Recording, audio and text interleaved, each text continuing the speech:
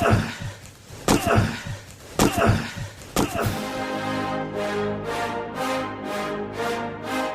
rolls out to the right, pitches off to Taylor, and Taylor's to the 20, down to the 15, down to the 10, 5, 4, 3, 2, 1. Touchdown, Billy Taylor! Touchdown, Billy Taylor! Billy Taylor scored a touchdown from 21 yards out. The crowd goes berserk. It was November 22nd, 1969. That they came to Berry, Michigan, all dressed in maize and blue. The words were said, the prayers were read, and everybody cried. But when they closed the coffin, there was someone else inside. Oh, they came to Berry, Michigan, but Michigan wasn't dead. And when the game was over, it was someone else instead. 11 Michigan Wolverines put on the gloves of gray, and as the organ played the victors, they laid Woody Hayes away. Under center is Wangler at the 45. He goes back. He's looking for a receiver. He throws downfield to Carter.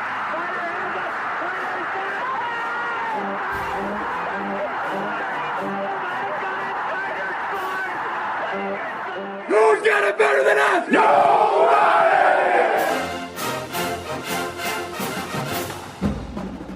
Welcome to the Michigan Man Podcast on Wolverine Sports Radio, a member of the V Sporto Network, and in partnership with SB Nation's Maize and Brew, for Wolverine fans from coast to coast. Go Blue, and welcome to the bye-week edition of the show. I'm your host, Mike Fitzpatrick. If you're like me, you're still savoring that total beatdown we put on Penn State last Saturday. And I'll be the first to say, I didn't see that coming. I expected a dogfight, but I always enjoy a comfortable win even more, even though I was anxious at halftime after we dominated that game and held only a 2-point lead. All ended well, though. So now we're 7-0, have a bye week to mend up, and of course prepare for a game under the lights with Sparty. We'll have more time next week to discuss that. I thought with the bye week it was a perfect time to catch up on what's happening with recruiting. We're in the home stretch for the class of 2023.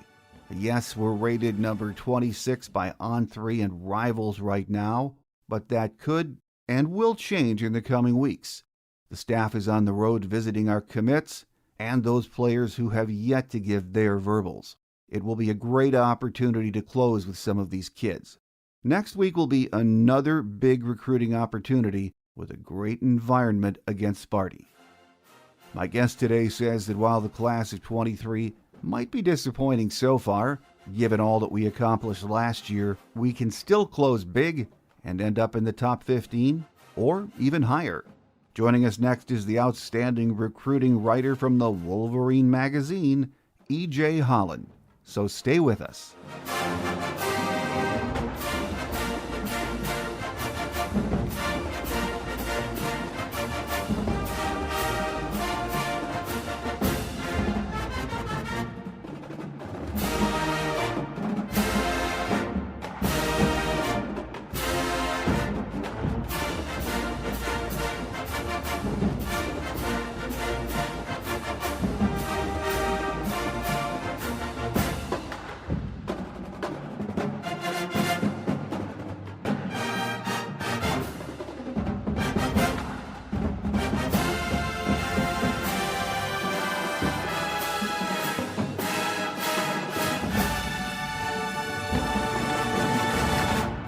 Here with us on the show this week is the outstanding recruiting writer for the Wolverine, EJ Holland. I thought it would be a perfect time with the bye week here to catch up on what's happening on the recruiting trail. So welcome to the show, EJ. No, thanks for having me.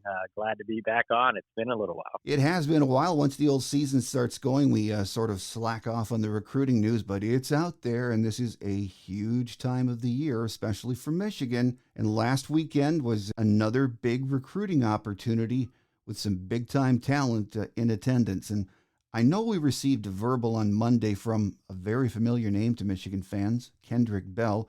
I'm not sure if he was at the game or not, but tell us about this kid and why Michigan likes him. Yeah, so Michigan just picked up a commitment from three-star athlete Kendrick Bell. He was on campus over the weekend, made his official visit, and the Wolverines sealed the deal there. No surprise, he is the younger brother of Michigan wide receiver Ronnie Bell. Michigan offered him earlier in the fall and instantly became the team to beat. Obviously, with the family connections and just the tie to the program. And so Kendrick is definitely an intriguing athlete. He plays quarterback at the high school level. As you know, Michigan does not have a quarterback committed this cycle. It's interesting because I do think that Kendrick Bell can be a project type of quarterback take as the Wolverines make their all-out push for Jaden Davis in 2024. But he definitely offers some upside in other positions. He could be a wide receiver like his older brother. He has the height and the length to be a cornerback as well. So you could see him move to the defensive side of the ball. He's not a super fast guy. He self-reports a 4.6, which is good at his height and weight, 6'2.5", 170. But he's more of a long distance runner. He competes in the 400 and 4x400 in track.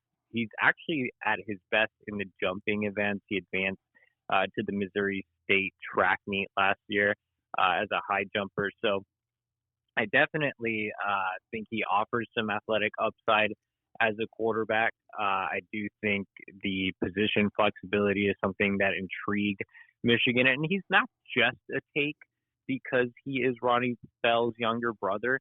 Obviously, that helps, just having that tie and knowing that Ronnie himself was an under-recruited diamond in the rough. But Michigan has had other brothers that they haven't pressed hard for. For example, Preston Zinter is committed to Notre Dame, and Michigan didn't go all in on him early. Cade McNamara has a younger brother that Michigan didn't heavily recruit. So they took Kendrick Bell because they like that athletic upside, because they see something similar that they saw in Ronnie Bell. And it is noteworthy that Michigan head coach Jim Harbaugh is the one that personally offered Kendrick Bell. But yeah, getting him on board is great. I know it's not momentum shifting, but it does end a 2-month drought for Michigan without a commitment. Indeed, it does. And of course, there were a lot of other uncommitted talents in the crowd on that long list of guys that were here for the game. Who else in the class of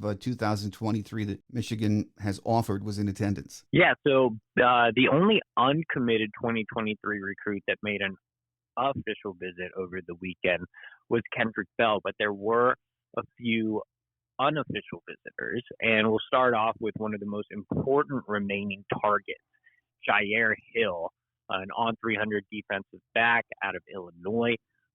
This one has been an interesting recruitment for several months, basically an entire year, if we're being completely honest. Michigan was considered the heavy favorite. It looked like he could be an early commit in the class. Then Hill decided to kind of wait after there was some staff movement. His primary recruiter, Ron Bellamy, moved over to the offensive side of the ball. Courtney Morgan, the guy that identified him, took a job at Washington. And then, this was also at the height of the Jim Harbaugh NFL drama. That allowed home state Illinois to creep in and build some momentum. And Illinois actually seemed like it took the lead over the summer. Now that we're in the fall, it's really a 50-50 battle. Illinois has exceeded expectations. It's closer to home. Illinois has really impressed his mother. They've built great relationships with Jair. But Jair also knows that Michigan is the bigger program. There's more NIL opportunities. Michigan has a need at the corner position. You look at next year, and there isn't a ton of depth there. The only guy that's really going to have any playing experience at the corner spot is Will Johnson. So, again, early opportunity to play. Michigan, obviously, again, the better program, but there are some pluses for Illinois as well. I think this weekend went a long way in impressing Jair and especially impressing his mother. Like I said, I still think this is a 50-50 battle. I wouldn't be surprised if he is back for another unofficial visit when Michigan plays Illinois next month. But he is a priority at the corner position. He's a kid that runs in the 10-7s. So he's a fast kid. He's athletic. He's arguably the most explosive offensive weapon in the state of Illinois as well. He's extremely versatile, but again, Michigan likes him as a tall, long corner at about 6'2", 170. Other unofficial visitors, a little bit of a surprise here. Consensus 4-star wide receiver Carmelo English out of the state of Alabama was on campus. English, a former Auburn commit that actually made an official visit to Michigan in the summer. Backed off of his pledge to Auburn, now on the open market. Michigan has risen up as a true contender in this recruitment and may have the lead coming out of this weekend. Ron Bellamy has quietly been putting in a ton of work with English, his family, and those around him. I think this one is a Michigan-Kentucky battle as things stand right now. Kentucky offers him the opportunity to stay in the SEC, a little closer to home, a little more climate friendly in terms of what he's used to being in the South. But again, Michigan, the superior program, the relationship with Bellamy is strong, and it looks like English is going to be back for another visit closer to signing day. So I really like where the Wolverines stand with English coming out of that big weekend. The Wolverines already have 2 wide receivers committed in Frederick Moore and Samaj Morgan, but they'd like to add another to the class, and English is at the top of the board. The other 2023 unofficial visitor on campus was Taliafi Ta'ala, consensus 4-star offensive lineman from Utah. Michigan has expanded its offensive line board, and we've talked a lot about top targets like Nathan Afobe and DJ Chester and Spencer Fano, and not so much about Ta'ala. He's a quiet kid by nature. He's also a kid that Michigan wanted to evaluate a little bit more, but they brought him on campus this weekend. Things went extremely well. He's 6'5", 295 pounds. He's listed as a tackle, but probably projects better as an interior offensive lineman. You know, those Utah kids are big, physical road graders. I've covered quite a bit of them during my time in the recruiting industry. I just love Utah offensive linemen. It seems like Coach Moore is liking them more and more as well. But yeah, I thought the visit went well. The other schools really involved here are Arizona and Oregon State, so not great competition. The only advantage that those schools might have over Michigan are the fact that they are a little closer to home. They offer that West Coast vibe. But even I was looking at the map, right? Like even Tucson is like 12 hours away from his hometown in Utah. Oregon State is way up there at the corner of the map. So it's not like distance should be that much of a factor, maybe cultural, maybe vibe. But I thought Michigan impressed them. Obviously, the offensive line was terrific. Michigan ran the ball at will. Both Blake and Donovan had terrific games. The offensive line looked like the Joe Moore Award-winning offensive line of last year, and that's going to always be impressive for any offensive lineman. And then the atmosphere, right? You know, you're used to Pac-12 programs like Arizona and Oregon State with half-empty stadiums, and then you come over to the big house with the pom-poms. I mean, it's definitely different, and so I think that caught his attention as well. So those were the big 3 2023 unofficial visitors to complement Kendrick Bell, who is an official visitor. So even though it was an incredible atmosphere Saturday, a big, impressive win for Michigan, we might not necessarily see a lot of commitments very soon from that group? Well, you know, it is October 18th as we are recording this, so less than 2 months to go before the early signing period. So soon, I mean, depends on your definition of soon. Michigan needs to get commitments going ASAP. But look, I think with Ta'ala, he's a kid that they want to continue to evaluate. Like I said, probably bring him back in for an official visit in December. So we'll see what the offensive line board looks like at that point. Jair Hill has continued to bulk on a decision. That one could go all the way to the early signing period. Carmelo English, you know, wants to see what other schools jump in the mix as well. So that one could go closer to the early signing period. We're already in it so deep. We're into the recruiting process so deep that a lot of these kids are saying, hey, it's October 18th. What's another month, right? You know, to kind of make sure you're really making the right decision. If you've gone almost the distance so far, I don't think there's a ton of harm in taking it, you know, the whole distance. So I do think there's opportunity for some early commits, maybe not necessarily, or not early commits, but commits that could come sooner than the early signing period. I mentioned Nathan Afobe, an on 300 offensive lineman out of Georgia. could be a guy that jumps on board. Loved his unofficial visit last month, coming back for an official visit here soon. So there could be guys that jump on board.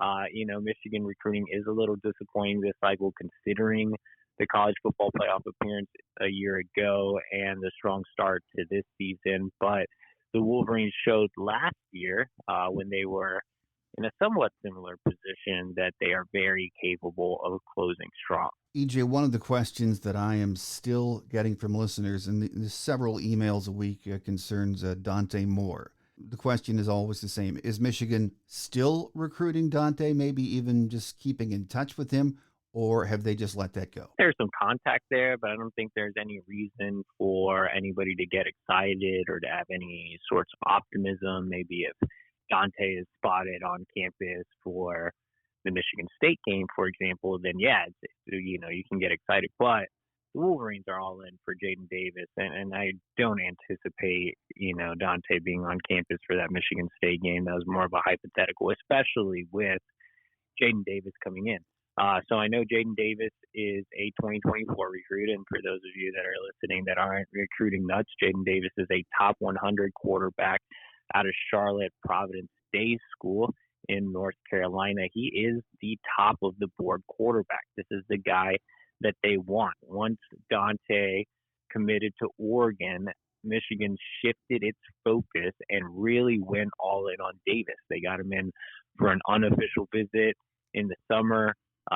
Again, in the summer, they got him on campus for yet another unofficial visit last month for the game against Hawaii, and now they're getting him in this month for the game against Michigan State. That's a lot of visits. The other schools that are in contention for Davis, Georgia just picked up another commitment in the 2024 class at quarterback, so I think you can scratch the Bulldogs off. Alabama, they're still evaluating their 2024 quarterback board, so they're not pressing super hard.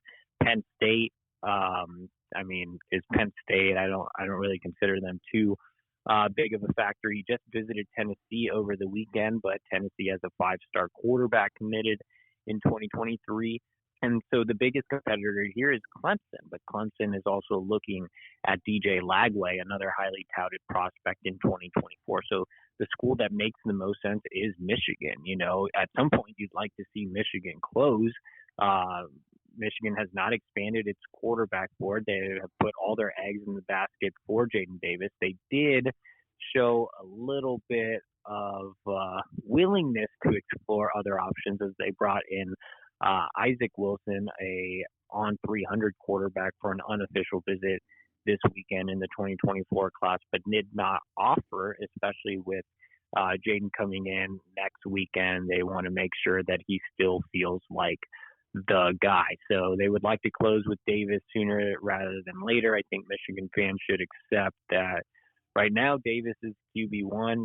Dante is a bit of a distant dream at this point. Well, the season Michigan is having right now, a lot of kids who may be committed to other teams might be reconsidering given what's happening with their team. I've read especially some Notre Dame kids.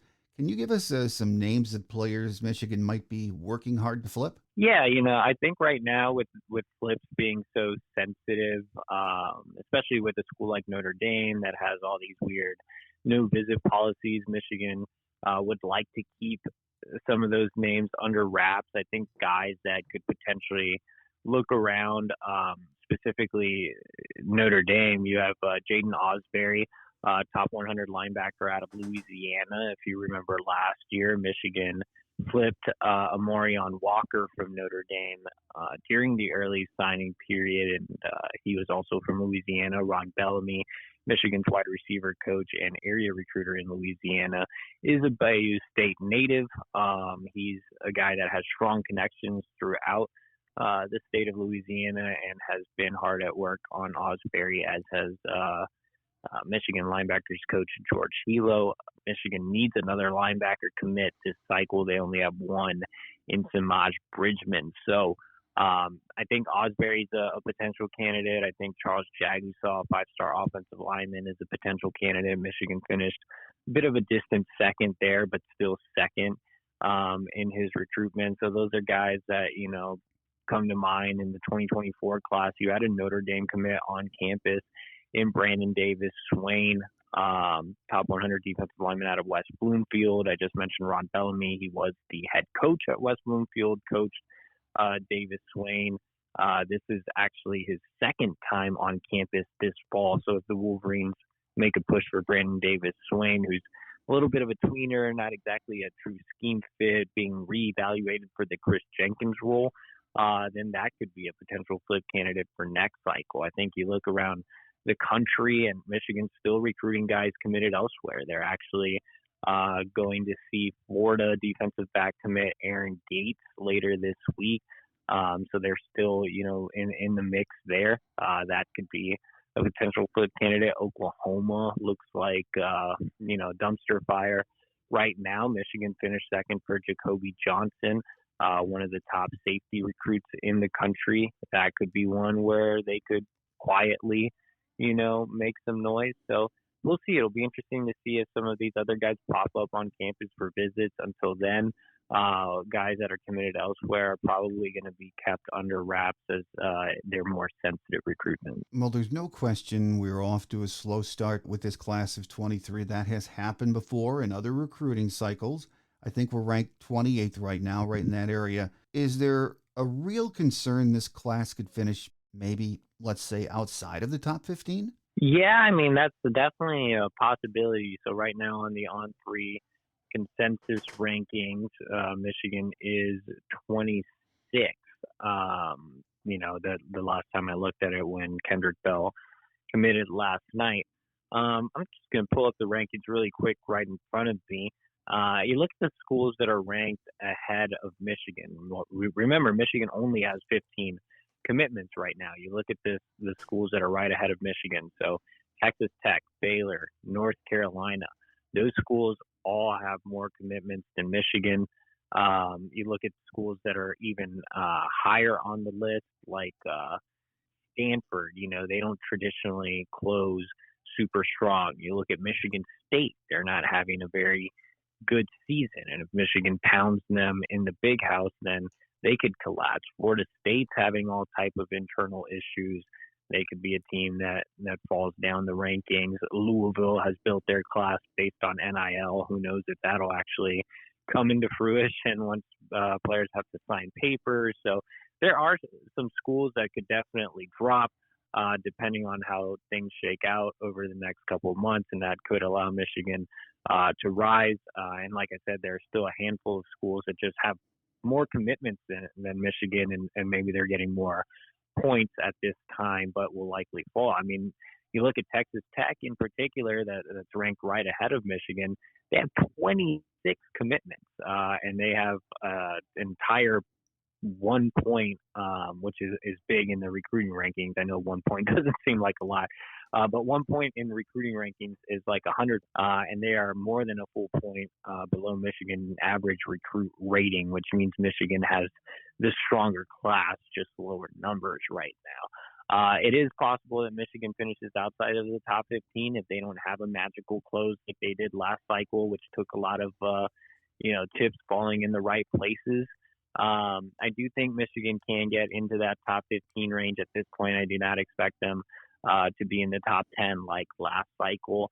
I think top 15 is a possibility. I think top 20 is a little more safe. I think top 25 is still a guarantee, though. Well, with this being the bye week, most of the staff is out on the recruiting trail. I've heard a couple of the coaches are headed down to Georgia. Who are some of the names they're visiting, not only in Georgia, but elsewhere? Yeah, they're going to see all their top 2023 recruits. The bye week, gives them time to head around the country, see commits as well. Ron Bellamy was in St. Louis yesterday, seeing Michigan wide receiver commit Frederick Moore. He's actually traveling to Washington, D.C., and we'll see five-star athlete Nicholas Harbor, who remains the top overall target this cycle. You mentioned, Michigan's going down to Georgia. They're going to hit the Peach State hard. Sharon Moore is going down there to see a pair of on 300 offensive linemen and Nathan Afobe and DJ Chester. Michigan defensive coordinator Jesse Minter is in-house handling some team duties, but he'll be out on the recruiting trail later in the week. I mentioned that Michigan would see Florida commit Aaron Gates. It's actually Minter that will be seeing him. He'll also see 4-star defensive lineman Caden McDonald, who remains a top priority and has Michigan in his top group with a commitment date of October 31st, right around the corner.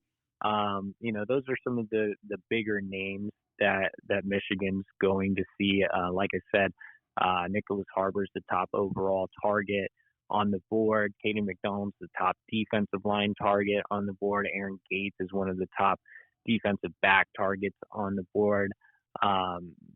I think you'll see Steve Klingscale make his way to Illinois to see Jair Hill, who we talked about earlier in the show, Michigan's top cornerback target. You'll definitely have the offensive staff head out and see Jaden Davis in North Carolina. So, they're hitting the trail. They're seeing their top guys, and this is a great time to take advantage of that and sell.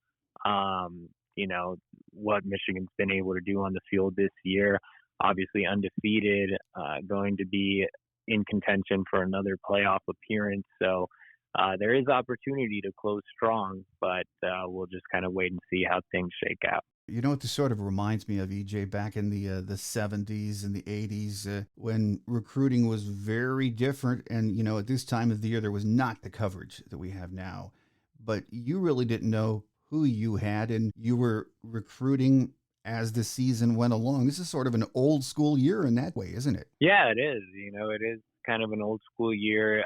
Michigan has traditionally done well in the summer. I think even last year, which had kind of a bit of a historic close, the Wolverines were still a little further along than they are now. It seems like there has been no momentum on the trail. And I mentioned it at the top of the show. Michigan had gone 2 months without getting a commitment. The last commitment actually came on August 13th, and even that wasn't an exciting commitment. It was 3-star tight end Zach Marshall. This one being Kendrick Bell, who's another 3-star recruit that wasn't very highly touted by other schools. Its only other offer was from UMass. So, yeah, I think it's one of those cycles where there's a lot of question marks for it being so late in the year. Well, there's a lot of work to do with this class of 2023. We have to close big, so it'll be interesting to see in the coming weeks and months how we get that done. And right now, I know recruiting is your focus. It's what you live and breathe, EJ. But looking back to last Saturday and that huge win against Penn State, give us your thoughts on that game. Oh, yeah, it was really fun. I had a chance to be on the sidelines for that game and, got to interact with some of the recruits on campus, some of the families, and some of the players as well. And it was just a really welcoming atmosphere. It was great to be there for that game. Obviously, the first half had some missed touchdown opportunities, and Penn State was able to get ahead early in the third quarter. But after that, Michigan just completely took over. Like I said at the top of the show, the offensive line looked like the offensive line of last year. It was great to see Donovan Edwards, who I was obviously very close to, have a breakout game of sorts, a big game on the ground, including that long touchdown run. Blake Corum continues to impress. I had Blake graded as a top 100 recruit, even after, at the time, the Wolverine was partnered with Rivals, and they actually bumped him into the top 100 and then dropped him out of the top 100 for no reason. So they're looking kind of dumb right now. But I was always a big fan of Blake. I think he's definitely lived up to expectations and has even exceeded expectations. I thought the defense looked great. I think Jesse Minter has been a guy that isn't really talked about a ton, but both from just a team standpoint and a recruiting standpoint, he's done a great job. This is a guy that was a recruiter of the year in the Sun Belt Conference. He has really strong ties throughout the Southeast. That's why he's the one heading down to Georgia later in the week. He's done really great at recruiting some of those kids and keeping Michigan in the mix. And then when you watch the defense, it doesn't look all that different from last year, even though Michigan obviously lost some star power there with David Ojabo Aiden Hutchinson. I mean, a lot of these, blitzes and schemes that he's running are very complex and, have confused different offenses, including Penn State. He's done really well at making adjustments on the fly. And so I think Jesse Minter has been the perfect replacement for Mike McDonald. The defense, again, looks just as good. There's been a lot of guys that have, risen their playing level, or guys that have surprised. You look at, Yabi Oki, who wasn't even with the program, has made an impact. I've really enjoyed watching Mike Morris. I didn't cover him as a recruit. I was on the Texas beat at that time, but I've really enjoyed watching him and his progression. Every time I'm on the sidelines down there, I really noticed Mike Morris. I thought Junior Colson had a good bounce back game and is still, one of the young stars of the defense. And, the secondary had its moments as well. So, I mean, Michigan's just playing complete team football. And, again, I think that is resonating with recruits. I know the 2023 class isn't what many would hope for right now. But you also have to remember there were a ton of 2024 recruits on campus, a lot of high-level, top 100 guys. I think if Michigan has another playoff appearance, if they show that they weren't a flash in the pan, which right now they are obviously proving that, and if they can avoid the off-season drama that always seems to be Michigan's own worst enemy, then I think they can put together an elite-level recruiting class next cycle. Well, final question before we let you get away, EJ. We know who's up next. We know it's a night game with Sparty now. Is this going to be another huge recruiting weekend for Michigan? Yeah, the way it's shaping up right now, there's going to be a ton of high-level recruits on campus. I talked about DJ Chester being the priority as an interior offensive lineman. He's set to make his official visit. On 300 offensive lineman Spencer Fano out of Utah is set to make his official visit next weekend. You'll have a ton of high-level 2024 targets as well. Amarion Stewart, a four-star wide receiver out of Chicagoland, seems to be a Michigan lean early on. He'll be back on campus. I talked about Jaden Davis being the guy at the quarterback spot. He's going to be on campus. Michigan will push to get an early commitment from him.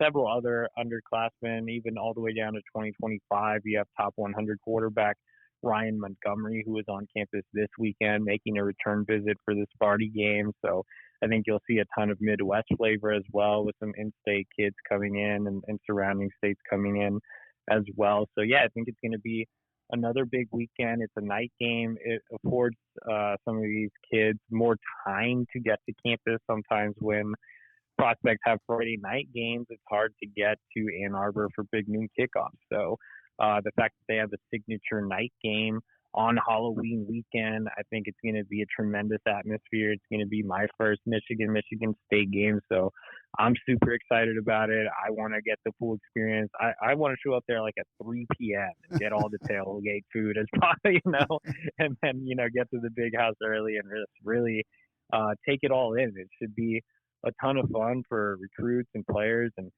you look at Michigan State, and obviously they've struggled. They had to go into multiple overtimes to get past a Wisconsin team that just fired their head coach. So, it's a rivalry game is always tough, but on paper, it looks like Michigan should run away with this one. And if they do, the big house is going to be rocking. And anytime you have such a big win over a rival in a night atmosphere, I think you see kids get caught up in the moment and commit. So I think that, that's certainly a possibility heading into next weekend. Just some guys jumping on board. If you beat Sparty handily, if you have the big house just rocking, I think there's an opportunity for that for sure. And as we've said, just another great opportunity as far as recruiting. We need to finish big. A lot of work to do.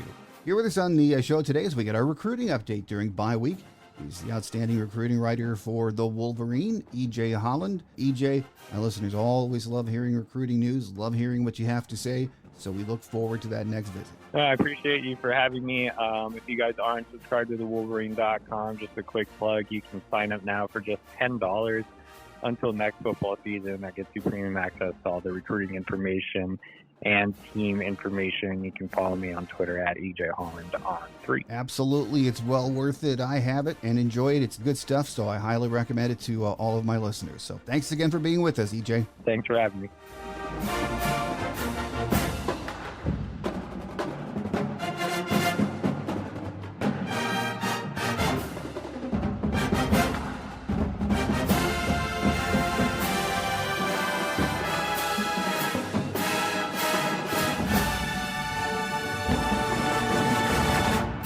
On Quick Hits today, the team is enjoying the bye week, so we have no injury news or updates for you. Thanks again to EJ Holland for the recruiting update this week. Next week, you know who's visiting the big house. A Saturday night game under the lights with Sparty. It should be fun, and hopefully another statement win for us. We'll see. Rivalry games are tricky, and one thing never changes. This is Sparty's Super Bowl.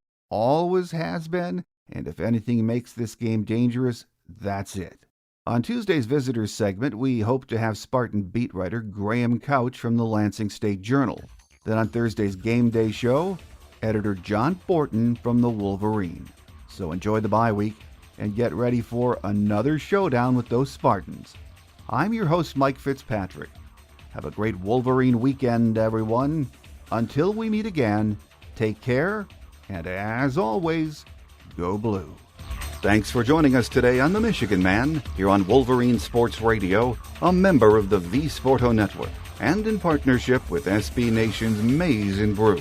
Our listener lines are open 24/7 for your calls at 313-263-4842. That's 313-263-4842.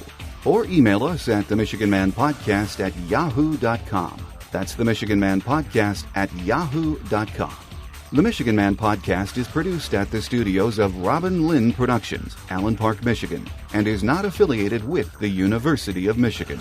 Go Blue!